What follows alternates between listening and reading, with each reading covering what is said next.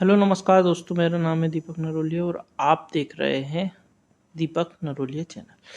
तो चलिए शुरू करते हैं। आज हम करने जा रहे हैं साइंस करने जा रहे हैं। साइंस की एक शाखा होती है बायोलॉजी। बायोलॉजी का जीव विज्ञान। जीव विज्ञान को वास्तव में दो भागों में बांटा गया है। कौन कौन से भाग होते हैं? एक होता है जूलॉजी और एक होता है बॉटनी। जैसे आपने सुना होगा जूलॉजी का मतलब होता है प्राणी विज्ञान, जिसमें सभी जीव जंतुओं के बारे में अध्ययन कराया जाता है, और बॉटनी मतलब सभी पेड़ पौधों का अध्ययन कराया जाता है इसमें। तो अब चलिए अपन शुरू करते हैं, इसको समझने का प्रयास करते हैं कि बायोलॉजी कैसे बना है। बायो मतलब होता है जीवन और लॉजी मतलब होता है अध्ययन। कहने का मतलब ये है कि भाई हम जीवन का अध्ययन करेंगे तो उसे हम बायोलॉजी कह सकते हैं। क्या कहते हैं कि जैसे बायो है, बायो मतलब जीवन मतलब लाइफ, और लॉजी मतलब होता है अध्ययन। किसी भी शब्द में लॉजी लगा होता है तो उसका मतलब अध्ययन ही होता है। चलिए शुरू करते हैं। सबसे पहला बायोलॉजी। बायोलॉजी की डेफिनेशन हम समझ लेते हैं। क्या बोल रहा है? यह विज्ञान की वह शाखा है जिसके अंतर्गत जीवधारियों का अध्ययन किया जाता है, जो कि अभी अभी अपन ने समझा था। जीव विज्ञान शब्द का प्रयोग सर्वप्रथम कौन ने करा था? लेमार्क और ग्रेविनस ने 1801 में किया था। तो अब हम ये समझ लेंगे, लेमार्क और ग्रेविनस ने 1801 में इसका सबसे पहले प्रयोग किया था। आगे चलते हैं। आगे हम ये देखते हैं। आगे हमारा दूसरा ये कहता है जीव विज्ञान और प्राणी विज्ञान के जनक। अब भाई जीव विज्ञान और प्राणी विज्ञान मतलब जूलॉजी और बॉटनी के जनक कौन को मानते हैं? अरस्तु को, क्योंकि उन्होंने ही सर्वप्रथम पौधे और जंतुओं के जीवन के विभिन्न पक्षों का विषय में अध्ययन किया था। ठीक है, आगे चलते। क्योंकि भाई उनने जो अरस्तु था ना, अरस्तु ने ही सबसे पहले पौधे और जीवों दोनों के विषय में अध्ययन किया था, इसलिए क्या कहते हैं? अरस्तु को दोनों का जनक कहते हैं। वनस्पति विज्ञान का जनक थियोफास्टस। कौन को कहते हैं? थियोफास्टस को कहते हैं। आगे चलते हैं। जीव विज्ञान की विभिन्न शाखाएं। भाई जीव विज्ञान की शाखाएं मतलब जैसे एक पेड़ रहता है ना, पेड़ की क्या रहती है? डगाल रहती है।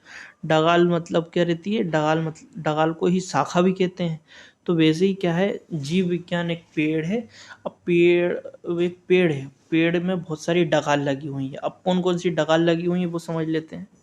जैसे कि एपीकल्चर मतलब होता है मधुमक्खी पालन। मधुमक्खी पालन का अगर अपने को अध्ययन करना होगा तो हम एपीकल्चर कहेंगे। सेरीकल्चर मतलब रेशम कीट पालन, सेरीकल्चर। आगे चलते पीसी कल्चर को क्या कहते हैं? मत्स्य मतलब मच्छी को पालते हैं ना, वो वाले अध्ययन को क्या कहेंगे अपन? PC culture. माइकोलॉजी मतलब होता है छोटे छोटे जीवों का अध्ययन करेंगे तो उसको क्या कहेंगे? माइकोलॉजी कहेंगे। कवक कहते हैं वैसे हिंदी में माइको को। फिर कहते हैं साइकोलॉजी मतलब फाइकोलॉजी मतलब होता है शैवालों का अध्ययन। आगे चलते हैं।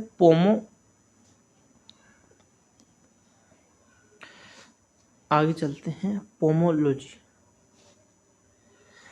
पोमोलॉजी मतलब फलों का अध्ययन। फलों का अध्ययन जब भी करना होगा तो हम पोमोलॉजी का प्रयोग करेंगे। और फिर उसके बाद कहते हैं ऑर्थिनोलॉजी मतलब पक्षियों का अध्ययन जब भी करेंगे तो हम ऑर्थिनोलॉजी का प्रयोग करेंगे। नोट: सलीम अली को भारत के पक्षियों का जनक। सलीम अली जो है भारत में पक्षियों के जनक माने जाते हैं। फादर ऑफ ऑर्थिनोलॉजी के नाम से जाना जाता है। फिर ओस्थियोलॉजी मतलब मछलियों के अध्ययन को। अभी हमने क्या देखा था? अभी हमने एक और चीज देखी थी। क्या देखी थी?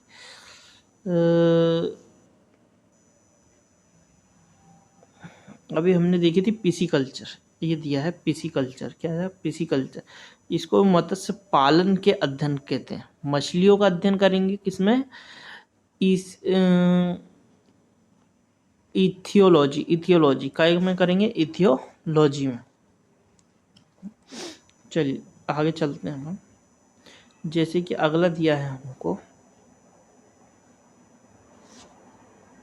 क्या दिखा है? एंटोमोलॉजी। एंटोमोलॉजी मतलब कीटों का अध्ययन। कीटों का अध्ययन जब भी आएगा तो एंटेमोलॉजी हम वर्ड का प्रयोग करेंगे। ऑप्थियोलॉजी। ऑप्थियोलॉजी मतलब जब भी सर्पों का अध्ययन के बारे में कहा जाएगा तो हम क्या कहेंगे? ऑप्थियोलॉजी। एनाटॉमी। एनाटॉमी मतलब जंतु की जो आकार की होती है ना, बाहर का आकार होता है, तो भाई कोई से जंतु का कैसे हाथ पांव और जो सब किस तरह की आकार की होती है, तो उसका अध्ययन किस में करेंगे अपन? एनाटॉमी में। विभिन्न प्रकार की आंतरिक आकार की रचना होगी, उसको क्या कहेंगे अपन? एंटोमोलॉजी। आगे चलते हैं, जैसे कि अगला दिया है साइटोलॉजी। कोशिका और इसके अंगों की संरचना के अध्ययन को क्या कहेंगे? साइटोलॉजी।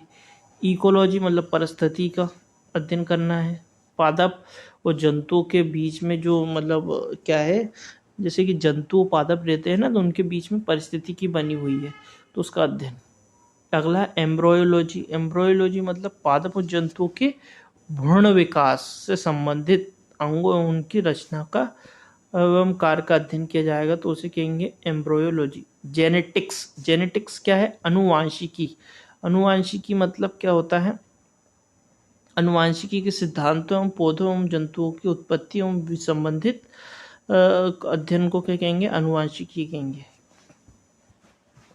कि भाई किसी भी जीव की उत्पत्ति कैसे हो रही है, मतलब कैसे जन्म ले रहा है। आगे चलते प्लेनेटोमोलॉजी। प्लेनेटोमोलॉजी इसको क्या कहेंगे? जीवाश्म विज्ञान। जीवाश्म विज्ञान मतलब छोटे छोटे जीव होते हैं ना, उनका अध्ययन करेंगे, तो उसे क्या कहेंगे अपन? प्लेनेटोमोलॉजी। अगला है टेक्सोनोमी। अब जैसे विभिन्न जीवों का क्या करना पड़ेगा? वर्गीकरण करना पड़ेगा, क्योंकि बहुत सारे जीव हैं, करोड़ों जीव हैं। आगे चलते हैं, अगला बोलता है हिस्टोलॉजी।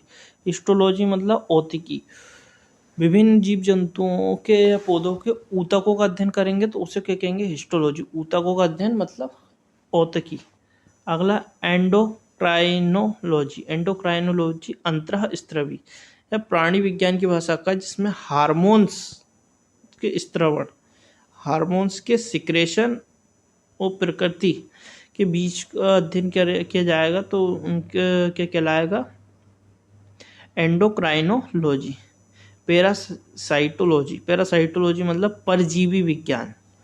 परजीवी विज्ञान मतलब प्राणी विज्ञान की भाषा का, जिसके अंतर्गत परजीवियों की संरचना और जीवन क्रियाओं का अध्ययन किया जाएगा।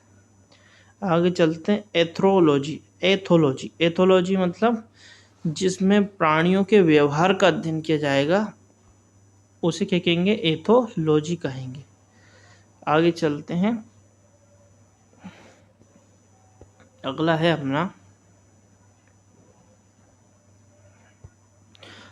है हमारा हर्पेटोलॉजी। हर्पेटोलॉजी यह प्राणी विज्ञान की भाषा का है, जिसमें रेप्टाइल्स या सरीसृप तथा उभयचर। उभयचर कौन होते हैं? जैसे कि मगरमच्छ एक उभयचर है, कि जो पानी के बाहर भी रह सकता है, अंदर भी रह सकता है, कि संरचना एवं स्वभाव एवं वर्गीकरण का अध्ययन किया जाएगा। रेप्टाइल्स सारे जैसे सर्प होते हैं ना, सर्प, नागवाग।